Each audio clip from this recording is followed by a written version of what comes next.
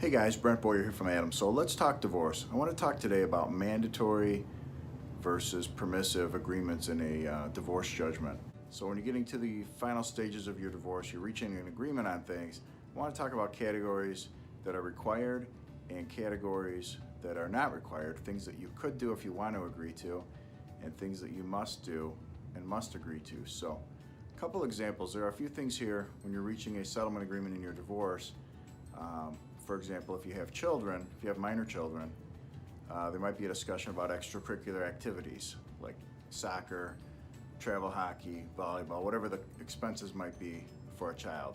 Things that are really not in the category of child support, not a typical food and clothing and housing type of issue. So you get into a discussion about, okay, my child's gonna play travel hockey, that's gonna cost $1,500 a year, who's gonna pay for that? Now you can agree to just pay for all of it, or you might agree to pay based on a pro rata division of incomes, meaning you make 70% of the household income right now before you're divorced, so you agree to pay 70% of the extracurricular activities, 70% of the travel hockey. One caution I would have on that is you do not want to put that in a divorce judgment, because once you make an agreement and put it in your divorce judgment, it becomes mandatory, meaning I could end up put in jail for not paying my part of travel hockey. Well, that wouldn't really make any sense. So we want to avoid that. So you can make agreements as you're going along and discussing property settlement and how everything's going to go in your divorce.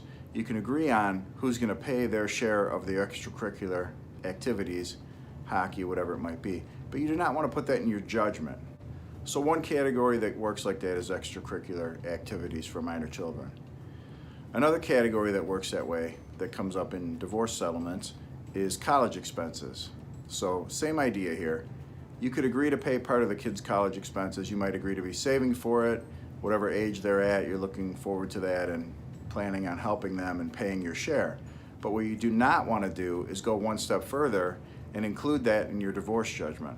Because if you make an agreement, you're now stuck with whatever happens. So again, you could agree to pay 50% of college expenses for your child, and then 5 years later, you're unemployed, can't pay it, and now you're in court fighting about it. You could be, there could be enforcement provisions against you.